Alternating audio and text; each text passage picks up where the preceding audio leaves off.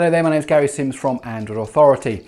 Now at E3 this year, Huawei announced two new mid-range phones, the Nova and the Nova Plus. Now the Nova has a 5-inch display and the Nova Plus has a 5.5-inch display. Now if you're after a smartphone that doesn't come with flagship pricing but still has a lot of interesting features, then I think you're going to find these two phones quite interesting.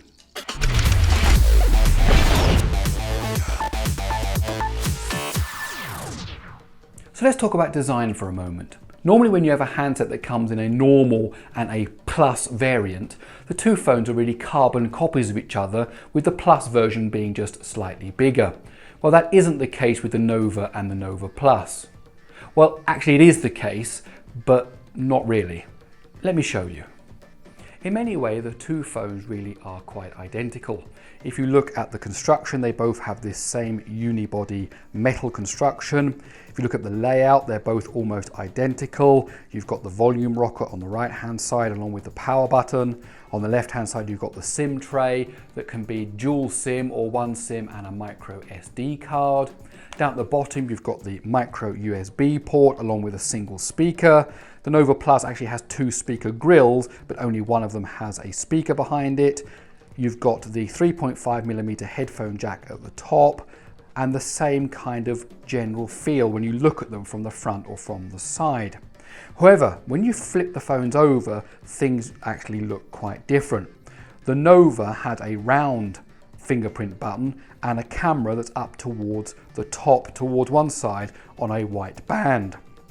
But when you flip the Nova Plus over, things are a bit different. You have a square fingerprint reader and the camera is housed in the center along with a camera bump. Because of the metal unibody, both phones are easy to hold in the hand, they feel sturdy and the build quality is really quite good. So on the one hand, these phones look very similar to each other, and on the other hand, they don't. In terms of display, both have full HD IPS LCD panels. One is of course 5 inches and the other is 5.5 inches. That means the 5.5 inch one has a slightly lower pixel density, however overall both displays look very nice. There are good viewing angles and good colours. In fact, during the settings you can actually change the colour temperature of the display on both devices. However, I found the default settings to be very nice. When you put the two displays side by side, they look very, very similar. And if I had to call between the two, if I had to make a judgment, I would say that the Nova Plus has the slightly better display.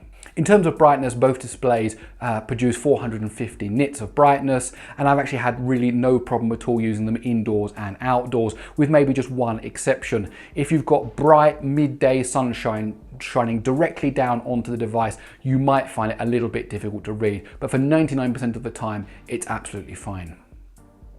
Now the internals of these two phones really is quite identical. They both have the same amount of RAM, they both have the same processor, they both have the same features like fingerprint reader, they both run the same software. Really the only big difference between the two is in the camera package, and we'll talk about that in a moment. But thinking about the internals, you get 3 GB of RAM, which is really quite nice for a mid-range phone. They could have put 2 GB in there and it still would really have qualified as a mid-range, but they've gone with 3, which is really quite nice. You also get 32 GB of internal storage. Again, they could have put in 16, but 32 is certainly a welcome addition here. And you also get a micro SD card slot, again something very much welcome. Both devices come with fingerprint readers, and really Huawei have made some excellent fingerprint readers in their recent devices, including the Mate 8 and the Huawei P9 and P9 Plus, and these two devices carry on that tradition. The fingerprint reader is fast and it's accurate, and I've had no trouble using it whatsoever. I also like the fact that you can unlock your phone and wake it just by putting your finger on the fingerprint reader, and instantly it's ready for you to use. Additional features for the fingerprint reader including swiping through the gallery and taking photos, so the Huawei software certainly does make full use of the fingerprint reader. Now when it comes to the processor, this is really where we see the mid-tier specifications of this phone. You're not going to see a flagship processor here. In fact, what we have is an octa-core 64-bit processor from Qualcomm, the Qualcomm Snapdragon 625. Now the 625 uses 8 Cortex-A53 cores from ARM. Now the Cortex-A53 core is a brilliant core in terms of its power efficiency, however it's not got as great performance as some of other of ARM cores like the A57, the A72 and the A73. So it's definitely down at the lower end of the performance range, however great on performance, and that's reflected in the battery life, which we'll talk about in a moment. However, the 625 does have a couple of tricks up its sleeve. First of all, it comes with an Adreno 506 GPU, which supports OpenGL ES 3.1, so it's an advanced GPU, but maybe not the fastest. Secondly, it's also built using a 14nm process. Now the 14nm process is the same process that the leading flagship processors are built on today. So you get the best in terms of efficiency, power efficiency, and the best in terms of speed. In fact, the cores in this phone are all clocked at 2 GHz, which is really quite nice. Now that means the overall performance is actually very, very good for day-to-day use, for email, video, web browsing, social media, taking photos, all that kind of stuff. You're going to have absolutely no problem with this device at all. In fact, also because you've got that 3 GB of RAM, the multitasking also works very well. You can even play 3D games on it without too much of a problem. I tested it with Riptide and with Asphalt 8 Airborne, and they both ran absolutely fine. Now, hardcore gamers will see that this is not a top quality GPU. They'll see that there are maybe some dropped frames, and they'll maybe want something else. But if you're just a casual gamer, if you just want to get out a racing game where you're waiting for the bus, or you just do something really minor in 3D, then it ain't going to be a problem. This is just going to be perfect for you. And the rest of the package in terms of social media and web browsing and email and all that stuff is absolutely fine. So it's not a flagship processor, but actually it does have a lot to offer. In terms of audio, both phones feature a single speaker on the bottom edge. Now, like most smartphones, that sound can be a bit tinny, a bit screechy in the higher end. However, it's certainly very loud, in fact too loud sometimes, and you may find you get better sound quality if you actually reduce the volume down a notch or two. Comparing the two phones side by side, I would definitely say the Nova Plus has the better audio setup, probably because it has a slightly larger chassis. In terms of battery, both devices come with larger than 3000 mAh batteries. Now that's really quite impressive when you consider that phones like the Samsung Galaxy Note 5 or the LG G5 have 3000 or less milliamp hour batteries. In fact, in the Nova you get 3020 milliamp hours, and in the Nova Plus you get 3340 milliamp hours. Now basically the Nova Plus has a bigger battery because it has a bigger screen, and it's really just to compensate for that bigger power needed to power that screen. Overall, they both actually give you roughly the same kind of battery life, and that battery life is quite impressive. Playing 3D games, you'll be able to get at least 5 hours of gameplay from a single charge. And that's pretty good because some phones don't even give you 5 hours of on-screen time just for doing simple tasks like browsing the web. And this is for 3D games. In fact, when it comes to things like browsing the web or watching video, you're going to get 10 or 11 hours of on-screen time using these devices.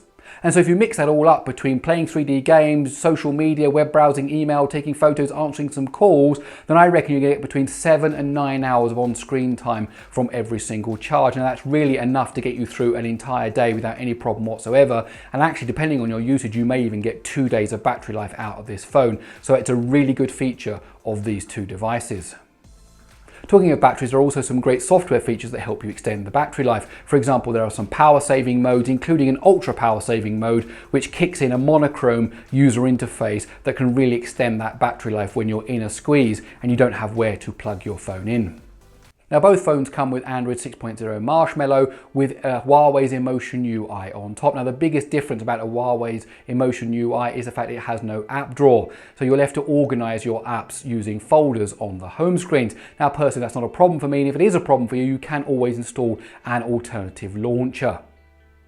Now built into the software there are lots of extra features that take advantage of things like the fingerprint reader. You've also got motion gestures, you've also got knuckle gestures that allow you to take things like screenshots by just double tapping on the screen with your knuckle. There's a whole bunch of other features that Huawei have built in, and if you want to find out more about all those features, do head over to the AndroidAuthority.com website, where you'll find this written companion that tells you more about the software that comes with this device. Now, as I said previously, one area where we've seen this phone is really in the mid-tier is because of the processor package. Another area is the camera setup. Now the Nova comes with a 12 megapixel camera and the Nova Plus comes with a 16 megapixel camera. Now both cameras have a lot of good features. For example, they can both do 4K video. The Nova Plus, for example, also has optical image stabilization, and the camera app that you get with both devices is excellent. There are so many different features you can do in there that I really haven't got time to cover now, but you've got HDR and you've got panorama, and there's a whole load of different effects like slow-mo and night trails and beautification modes, and it's really an excellent camera. In fact, on both cameras there's even a full manual mode that even lets you do manual focus. That's not something you see on every smartphone. So there's a good load of things that are good, positive about these cameras. However, when you start to take pictures, they aren't quite up to high standards. If everything is well, if you're outdoors and it's a nice sunny day, you're going to get some good shots, and they are really quite some good shots. However, as soon as you go indoors into lower light situations or using artificial lighting, then you'll start to see a lot of noise creeping into the pictures. Both phones also have a nice 8 megapixel front-facing camera, which does actually produce some fairly good shots. So there you have it, the Nova and the Nova Plus. Good full HD displays, good viewing angles, good color reproduction, good internals, 3 GB of RAM, 32 GB of internal storage. You've got the fingerprint readers on both phones. Got good software, you've got a lot of features including in that software that take advantage of the fingerprint reader and lots of other things like motion gestures and knuckle gestures. However, the processing package is a little weak and the cameras aren't as necessarily as good as you're going to find in other mid-range devices. Well, my name's Gary Sims from Android Authority and I hope you enjoyed this video. If you did, please do give it a thumbs up. Also, don't forget to subscribe to Android Authority's YouTube channel. You can follow me and Android Authority on social media. Don't forget to download the Android Authority app. But last but not least, don't forget to go over to androidauthority.com because we are your source for all things Android.